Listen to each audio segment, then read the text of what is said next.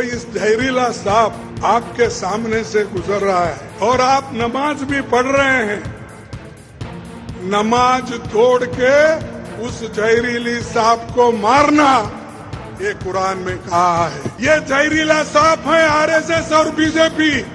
इसको अगर आप नहीं मारेंगे, आप कभी बचेंगे नहीं। 3 राज्यों में विधानसभा चुनाव प्रचार आज थम गया, लेकिन उससे पहले कांग्रेस अध्यक्ष मल्लिकार्जुन खड़गे के बयान ने सियासी तापमान बढ़ा दिया। उनका ये बयान चुनावी विवाद का कारण बन गया और सियासत गर्मा गई। बीजेपी ने इस बयान का तत्काल पलटवार किया। मध्य प्रदेश के पीडब्ल्यूडी मंत्री राकेश सिंह ने कहा कि कांग्रेस बुरी तरह से फ्रस्ट्रेशन में है और अमर्यादित भाषा बोल रही है।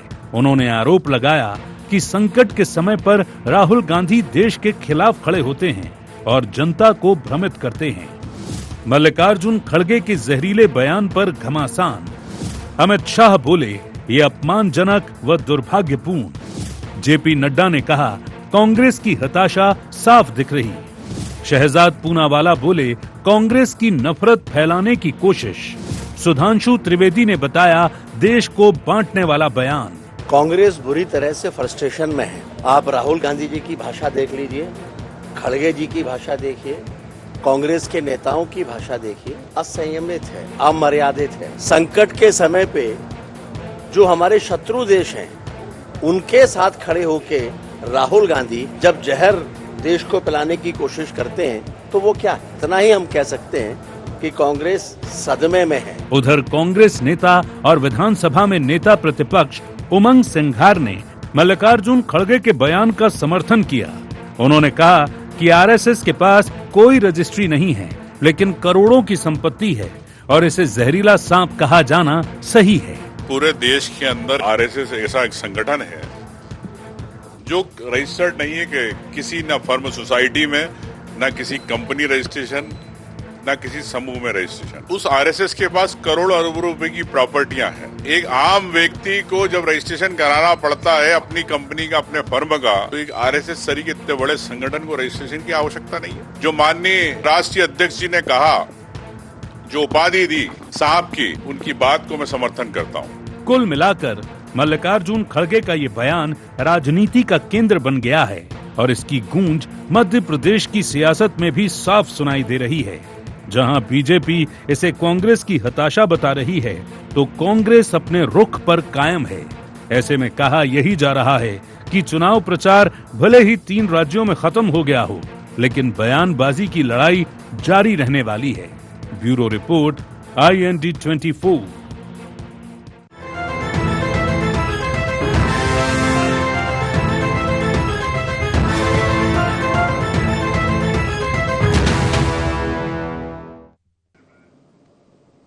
नमस्कार, IND एजेंडा बयान से संग्राम में आप सभी का स्वागत है। मैं हूं आपके साथ दिव्यांशु जोशी। तो कांग्रेस अध्यक्ष मल्लिकार्जुन खड़गे के बयान ने सियासी पारे को बढ़ा दिया है। चुनाव प्रचार के आखिरी दौर में असम के एक नीलाम बाजार में एक चुनावी रैली को संबोधित करते हुए खड़गे ने आरएसएस और बीजेपी की तुलना जहरीले सांप से कर दी। उन्होंने कहा कि अगर कोई जहरीला सांप आपके सामने गुजर रहा है तो उसे मारना जरूरी है और इसे धार्मिक दृष्टांत से उन्होंने इसे समझाया। अब उनका ये जो बयान है चुनावी विवाद का कारण बन गया है और सियासत भी गर्मा गई है। आज इसी विषय को लेकर के हम चर्चा करेंगे, लेकिन चर्चा करने से पहले जान लेते हैं क्या हैं आज के एजेंडा पॉइंट्स। मल्लिकार्जुन खड़गे के बयान के क्या हैं सियासी मायने? राजनीति में क्यों गिरता जा रहा भाषा का स्तर? क्या असली मुद्दों से ध्यान भटका रही जुबानी जंग? बीजेपी क्यों बता रही इसे देश को बांटने वाला बयान? तो चलिए इन्हीं कुछ पॉइंट्स को लेकर के अब चर्चा को विस्तार देते हैं। कुछ खास मेहमान हमारे साथ चर्चा में शामिल हो रहे हैं, आपका परिचय करा देते हैं। हमारे साथ चर्चा में जुड़ रहे हैं सुमित रघुवंशी जी, मीडिया पैनलिस्ट है, मध्य प्रदेश भारतीय जनता पार्टी के। सुमित जी, बहुत बहुत स्वागत है आपका IND 24 में। हमारे साथ जुड़ रहे हैं समर सिंह जी, प्रवक्ता हैं मध्य प्रदेश कांग्रेस के। समर जी, आपका भी बहुत बहुत स्वागत है IND 24 में। और हमारे साथ जुड़ रहे हैं प्रकाश सक्सेना जी, जो कि वरिष्ठ पत्रकार हैं। प्रकाश जी, आपका भी बहुत बहुत स्वागत है IND 24 में। शुरुआत में प्रकाश जी, चलिए आपसे ही कर लेता हूं। अब ये जो बयान आया है खड़गे जी की तरफ से, कैसे देखते हैं आप इसे? इसके क्या मायने निकाले जाएं कि भाई एक तो सांप से तुलना, फिर सांप दिखे तो उसको मार दो, क्या कहेंगे? देखिए, अब जो राजनीति है वो आक्रामक और भड़काऊ तेवर की होती जा रही है। और ये आज नया नहीं है जो मल्लिकार्जुन खड़गे जी ने बयान दिए हैं। आप हेमंत विश्व शर्मा जी के पुराने बयान देख लें, उनके जो वीडियो जो उन्होंने ट्विटर पे, उनका जो एक्स पे डला था, जो गन लेकर, जो मियाँ को लेकर था, तो पोलराइज करना, पब्लिक को ध्रुवीकरण करना और अपने अपने खेमे के वोटरों को समेटने की राजनीति रह गई है। कोई लगाम चुनाव आयोग की बची नहीं है। इस पे एक्शन होना चाहिए थे, नोटिस दिए जाना चाहिए थे। मल्लिकार्जुन खड़गे जी के जो बयान है उसमें जो मारो काटो, जो मतलब ऐसे जहरीले साहब को मार देना चाहिए, वो थोड़ा सा हिंसा को शो करता है, तो उस पर एक्शन, नोटिस तो जारी होना चाहिए था। पर ये नोटिस जारी होने की प्रथा बहुत पहले से ही समाप्त हो चुकी है, क्योंकि हमारे जो प्रधानमंत्री जी पे भी यहाँ था तो पार्टी अध्यक्ष को नोटिस दिया गया था उस समय। यदि देखें आप पुराने चुनाव का रिकॉर्ड देखें तो चुनाव आयोग की भूमिका लगभग एक तरफा या समाप्त जैसी होती जा रही है। इस पे उसको संज्ञान लेना चाहिए, वो संज्ञान नहीं ले रहा है, इसलिए ऐसे भड़काऊ बयान चुनाव में बढ़ते जा रहे हैं, जबकि हमारा संविधान इसकी अनुमति नहीं दे रहा। ना सांप्रदायिक बयान जारी होना चाहिए, ना ही इस तरह के हिंसक बयान जारी होना चाहिए। लेकिन अब चूंकि ये लंबे समय से चल रहा है तो अब कांग्रेस भी इसको खेल रही है। पहले भाजपा अपनी पिच पर कांग्रेस को लाती थी, इस बार ऐसा लग रहा है, क्योंकि जो इस बयान के बाद जो हेमंत विश्व शर्मा जी के जो बयान आए हैं वो भी काफी बौखलाहट भरे बयान हैं, तो ऐसा लग रहा है कि वो अपनी पिच पर लाकर अब इसको और गर्माहट देना चाह रहे हैं। तो ले देकर अब ये, चूंकि चुनाव आयोग की भूमिका कुछ दिखाई नहीं दे रही है, अब जनता के ऊपर ये छोड़ा जाएगा कि ऐसे हिंसक बयानों को, ऐसे सांप्रदायिक बयानों को वो क्या जवाब देती है। बिल्कुल सही कहा आपने, क्योंकि देखिए अभी रिसेंट में एक और बयान मैंने अभी कल ही परसों देखा, पवन खेड़ा को पेड़ा बना दूंगा, ऐसा कुछ कहा है हेमंत विश्व शर्मा ने। ये भी थोड़ा बचकाना टाइप का मुझे बयान लगा। मल्लिकार्जुन खड़गे जी के लिए भी बयान दिया उनको, तो वो दलित पर उससे नाराज हो गया, ये और उल्टा पड़ गया उससे। जी जी बिल्कुल सही कहा। चलिए सुमित जी क्या कहेंगे बयान पर? दिव्यांशु जी, बिल्कुल मैं मानता हूं कि कांग्रेस के अध्यक्ष सम्माननीय खड़गे जी का ये बयान कि मार दो, काट दो, ऐसे हिंसक बयान और देश को बांटने वाले बयान निश्चित तौर पर कांग्रेस के अंदर रक्त में बह रही जो हिंदू विरोधी मानसिकता उसको दर्शाते हैं। और पीसीसी अध्यक्ष जी का एक बयान मैं पढ़ रहा था, जीतू पटवारी जी का, संसदीय भाषा का बोध करवा रहे थे, अभी थोड़े दिन पहले ज्ञान दे रहे थे। मैं बोलता हूँ यदि हिम्मत है तो खड़गे जी को आप खंडन करिए, हिम्मत है तो आप संसदीय भाषा का ज्ञान नेता प्रतिपक्ष जी को दीजिए। ये मार काट वाली भाषा, ये देश को बांटने वाली सोच, ये जो कांग्रेस का एजेंडा है, कांग्रेस की जो विचारधारा है, इसको दिखाता है। ठीक ठीक ठीक, चलिए ठीक है, कांग्रेस की विचारधारा को दिखाता है। समर जी हमारे साथ जुड़े हुए हैं, समर जी से प्रतिक्रिया ले लेता हूं। जी समर जी, आपकी प्रतिक्रिया क्या कहेंगे?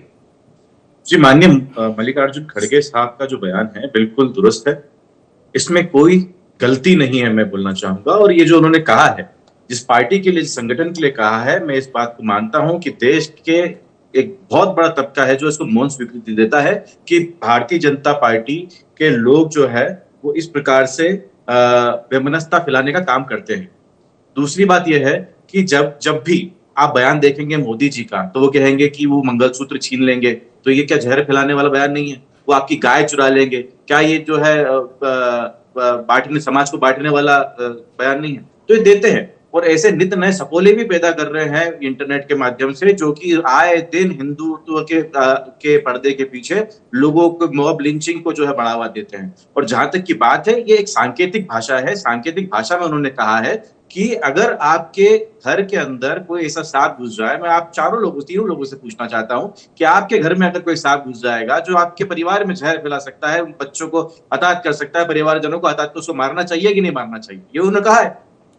इसमें क्या गलत? समर जी, एक दूसरा ऑप्शन भी तो हो सकता है। जैसे मालूम मैं हूं, मेरे घर में सांप घुस गया, मैं क्या करूंगा? मैं सीधे सर्प मित्र को कॉल करूंगा, सर्प मित्र आएगा, पकड़ के ले जाएगा, जंगल में जाके छोड़ देगा। भाई मारने की क्या जरूरत है? दूसरा विकल्प जब है मेरे पास कि भाई मैं सनातन परंपरा से आता हूं, मेरे लिए एक संस्कारों में बंधा हुआ हूं, मैं जीव हत्या का विकल्प क्यों चुनूंगा जब मेरे पास एक दूसरा ऑप्शन है कि मैं एक सर्प मित्र को कॉल कर लूं, वो आए, उसको पकड़े और जाके बाहर छोड़ दे।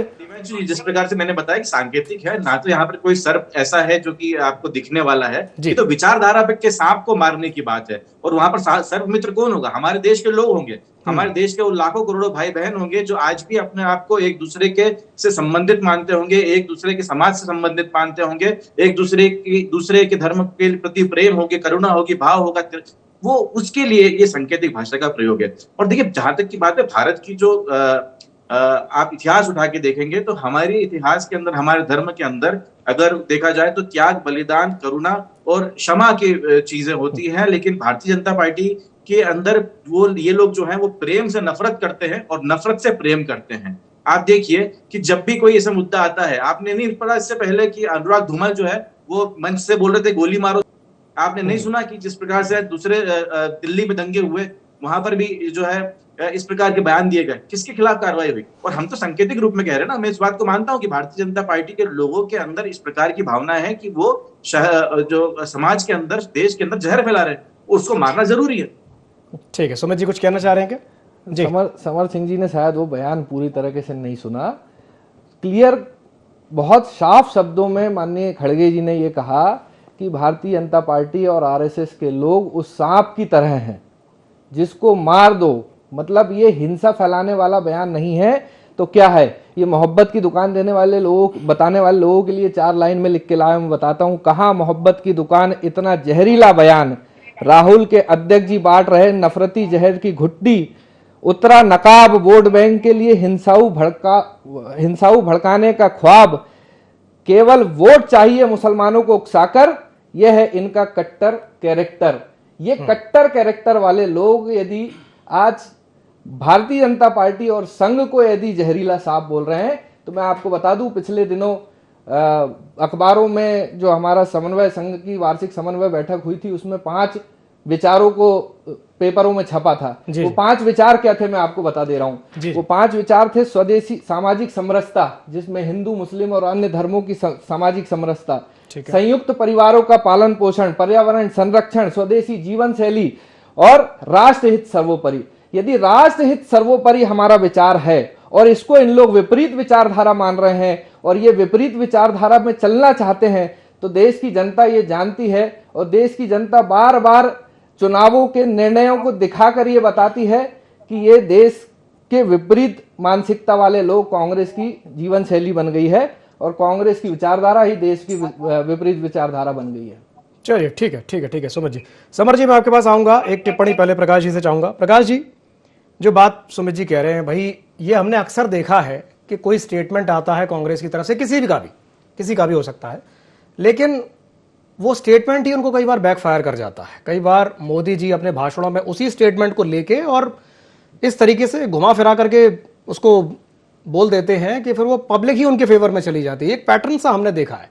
क्या कहेंगे इस पर प्रकाश जी? देखिए, मोदी जी के पास बैकअप वाली टीम है जी, उनकी वेल प्लान्ड पूरी टीम है जो उनके गलत बयानों को भी जस्टिफाई करने के लिए तैयार रहती है। कांग्रेस अभी उस अभाव के दौर से गुजर रही है। जैसे समर सिंह जी ने लॉजिक दिए, इस तरह से बोल सकते थे। क्योंकि अब दोनों तरफ से भड़काऊ बयान आना चालू हो गए, इसलिए मल्लिकार्जुन खड़गे जी की तरफ से इस तरह का बयान आया है। आप बयान यदि शुरू से आज तक बयानों की समीक्षा करेंगे तो आपको ऐसे भड़काऊ बयान एक तरफा काफी नजर आएंगे। ये तो अब चालू हुए हैं। अब रही विचारधारा की, जैसे ये जो विचारधारा, उनको कहना यह होना चाहिए था कि वैचारिक जो जहर फैलाया गया है उसको जस्टिफाई, जैसे समर सिंह जी ने उसके लिए अच्छे से उसको बोला है, उतना आक्रामक नहीं बोला जो मल्लिकार्जुन खड़गे जी ने कहा है। आप देखिए कि जो हमारे यहाँ वो थे संघ के प्रचारक थे, अभी नाम थोड़ा सा स्लिप हो रहा, उन्होंने कहा था अटल जी मुखौटा है संघ के, एक समरसता वाला मुखौटा थे वो। और वास्तव में मुखौटा, उनके पीछे विचारधारा क्या आई बाद में? विभाजनकारी भड़काऊ भाषण, नेता खुल के भड़काऊ भाषण दे रहे हैं, समाज को डिवाइड करने वाले भाषण दे रहे हैं, जो जिनको समरसता फैलाने वाले भाषण देना चाहिए था। कई बार जुबान पे मिठास होती है लेकिन जमीन पे हम देखते हैं कि भीड़ पुलिस बन गई है, भीड़ द्वारा पुलिसिंग। ये जो एक मैकियावेली हुआ करते थे, इटली के दार्शनिक थे, उनका ये था मिनिमम गवर्नमेंट मैक्सिमम गवर्नेंस। अब यहां दिख रहा है कि उन्होंने भीड़ को ही सेना में बदल दिया था ताकि सेना के खर्चे बचने लगे और उनके द्वारा जनता पर नियंत्रण होने लगे। तो हमने कई जगह देखा कि भीड़ आजकल पुलिसिंग कर रही है, तो एक अराजकता का माहौल तो दिखता है। तो अब जो समरसता की जो बात आपने कही थी उसका ये जवाब, पर्यावरण की आप देख ही रहे हैं, अपनी इस पे एक डिबेट हो चुकी है कि द्रौपदी मुर्मू जी ज्यादा अच्छे समझती हैं सरकार से बेहतर कि पर्यावरण क्या है, आज पहाड़ों नदियों की क्या दुर्दशा हो रही है। आज आप भास्कर की खबरें देखेंगे, अखबार का कह रहा है 2-3 खबरें मैंने चूज करी। एक की उम्र बढ़ रही है, सेहत घट रही है, क्यों? क्योंकि पर्यावरण खराब हो रहा है। तो हमारी जिंदगी तो बढ़ रही है, बीमारियां बढ़ रही हैं, पर हम सेहत हमारी खराब हो रही है। आज हम देखते हैं स्कूलों का जो आज 9th का रिकॉर्ड, आज एक खबर है कि 49% कितना बहुत कम रिजल्ट आया है। बेसिक नॉलेज नहीं है लोगों को, ये शिक्षा मंदिर होते थे। ग्वालियर के तो 87 स्कूलों में शून्य रिजल्ट रहा। और वहीं हमारे यहाँ आरएसएस से कार्यालय खुल रहे जिनको कार्यकर्ता को मंदिर बताया जा रहा। तो वास्तविक मंदिर कौन से थे? हमारे स्कूल थे, जो हमारे मध्य प्रदेश में सबसे ज्यादा बंद हो रहे हैं। तो हमें जनता को आज वो बच्चे क्या विचारधारा में इतना उनको घुमा दिया कि उनके बेसिक कॉन्सेप्ट इधर से उधर गए सांप्रदायिकता में। लेकिन जहां उनको होना चाहिए जिससे देश तरक्की करता है, वहां हम पिछड़ते जा रहे हैं। आरएसएस अपने संगठनों में आईआईएम्स के आईआईटीएन एक से एक विद्वानों को भर्ती करता है, लेकिन आप प्रशासन में देखिए भ्रष्ट अधिकारी जिन पे आरोप सिद्ध हो चुके हैं उनकी नियुक्तियां हो रही हैं। तो हम ये देख रहे हैं यहाँ देश राष्ट्र प्रथम कहां से है? राष्ट्र प्रथम तब होगा जब प्रशासनिक स्थितियां सुधरेंगी, हमारा देश तरक्की करेगा। एक संगठन एक पार्टी की तरक्की देश की तरक्की नहीं हो सकती है। तो इस बारे में जो हम कह रहे हैं कि विचारों से जहर फैलता है, विचारों से अमृत बरसता है। तो जो वैचारिक फैलाव जो हो रहा है शायद उसको लेकर कहा होगा, लेकिन शब्दों में संयम बरतना चाहिए था। ठीक है, शब्दों में संयम थोड़ा सा बरतना चाहिए। चलिए समर जी, प्रकाश जी कह रहे हैं कि भाई शब्दों में थोड़ा सा संयम बरता जाता तो ठीक रहता, क्या कहेंगे? नहीं, हो सकता है कि उनके बयान को जिस प्रकार से मैंने आपको इंटरप्रिटेशन बताया है उसका, वो वहां पर वो डिलीवर ना हो पाया और उसको उस प्रकार से लोगों ने ना देखा। लेकिन असल बात यह है कि आज समाज को जोड़ने वाली ताकतों की जरूरत है। हमें उन नेताओं की जरूरत है जो हमें विकासशील देश बना सके फिर से, क्योंकि हम विकासशील देश से प्रगतिशील देशों से बाहर हो चुके हैं। अभी आज हमें जो जरूरत है वो ये है कि हम एक साथ एकजुट होकर इस देश का हर एक व्यक्ति कंधे से कंधा मिला के, महिला पुरुष हर समाज के लोग जब मिला के हम जो है प्रगति कर सकते हैं, वो तोड़कर और बांट के नहीं कर सकते हैं। ये उसका जो है मूल इंटेंशन है उनके उस बयान का। और मैं भी यही चाहता हूं कि हमारे देश में कोई भी नेता है, पार्टी कोई भी हो, नेता कोई भी हो, भले कांग्रेस हो, बीजेपी हो, कोई अन्य दल अकल से आ जाता है, तो मैं चाहूंगा कि देश के अंदर उस प्रकार की ताकतें जो हावी हो, जो कि देश को प्रगति के ओर बढ़ाए, ना कि आपस में बंटवारा करके, जिस प्रकार से अंग्रेजों ने हमारे बंटवारा करके हमसे आजादी छीन ली। और छीनी क्या, हम अगर उस समय इस प्रकार से जो डिवाइड एंड रूल पॉलिसी उस समय जब अंग्रेजों की नहीं आई होती, तो आज शायद हम 10-20 साल पहले जो है आजाद होते, लेकिन हम उस पर डिले हुए।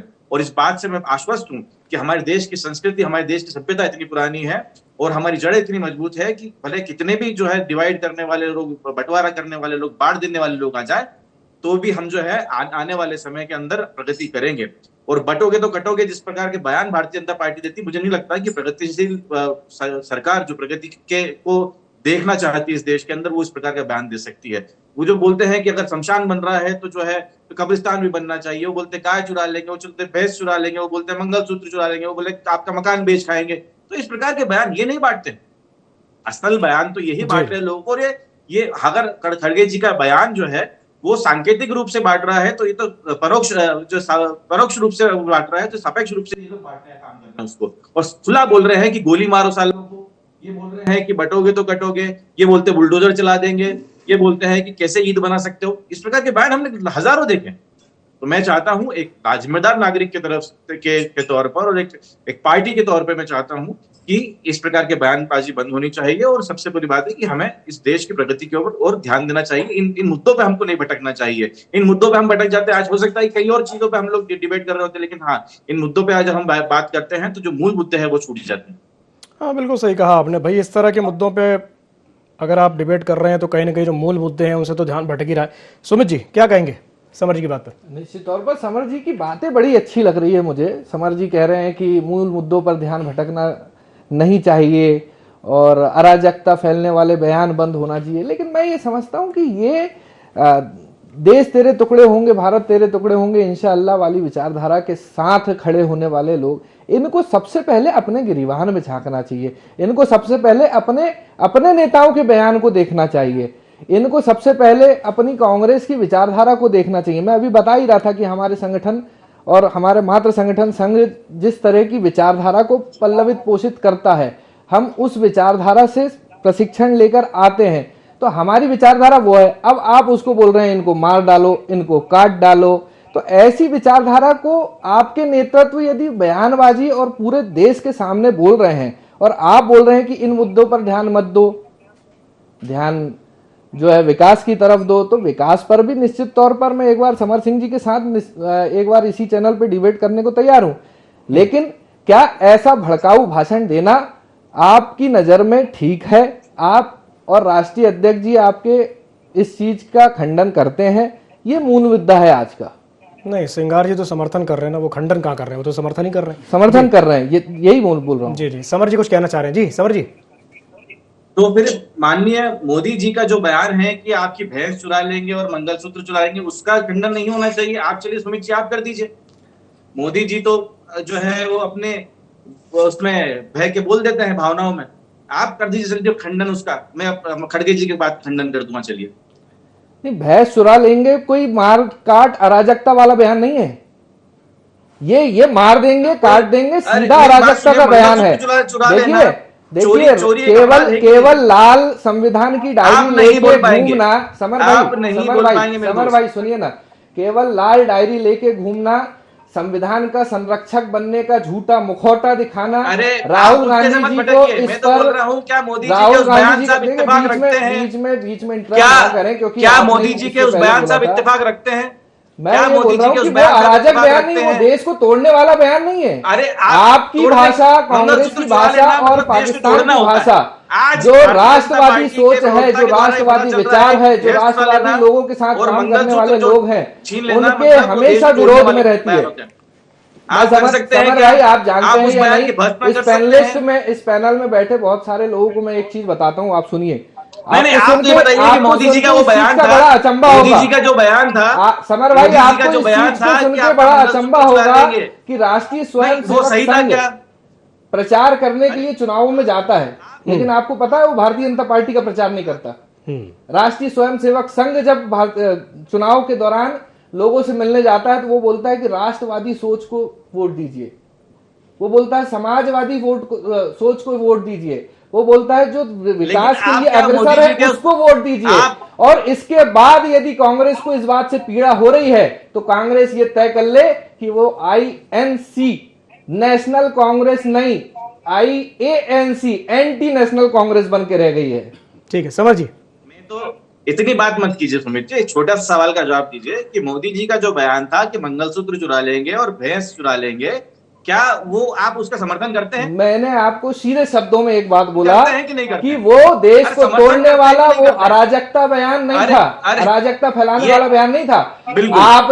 आपने ये सवाल पूछ के ये दिखा दिया कि आज भी अभी भी आपके नेता प्रतिपक्ष भी इसका समर्थन कर रहे हैं और आप भी इस चीज का समर्थन कर रहे हैं। मेरे घर में घुसने वाला कोई सांप हो या सपोला, मैं उसे नहीं छोड़ने वाला। सांप, ये बात तय है। सांप की परिभाषा आप क्या समझते हैं? सांप और सपोलो कैसे सपोला? मैंने तो राष्ट्रीय स्वयं सेवक संघ की पूरी परिभाषा बताई, भारतीय जनता पार्टी के विचार बताए। हम भले वो कोई सा भी संघ हो, अगर देश विरोधी गतिविधि करेगा, देश को तोड़ने का काम करेगा, भाइयों के अंदर लड़ाई कराएगा, समाज के अंदर वैमनस्यता फैलाएगा, हम उसे मारेंगे। और मारने का मतलब जो है वो जो है उसका मतलब आप समझिए कि उसका मतलब है कि हम उस विचारधारा को खत्म कर देंगे, समाप्त कर देंगे। ठीक, चलिए ठीक है।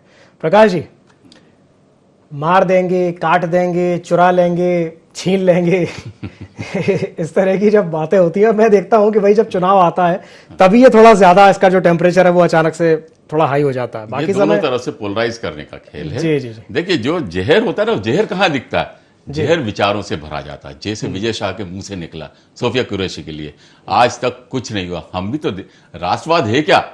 राष्ट्र और देश में एक बारीक लकीर होती है, देश में उसके लोग, उसकी प्रकृति सब शामिल हो जाते हैं। आप राष्ट्र को एक सीमा बना के छोड़ दे रहे हैं। राष्ट्रवाद ये जो अंदर जो पाला जाता है ना, वो ऐसे फूट के निकलता है, बयान बहकते हैं, दिल की बात बाहर आ जाती है। इस पे क्या किया, इस पे आरएसएस ने क्या संज्ञान लिया, आज तक वो मंत्री पद में है। ऐसे ढेरों उदाहरण मिल जाएंगे। तो राष्ट्रवाद नहीं, देश का एक एक नागरिक मजबूत हो।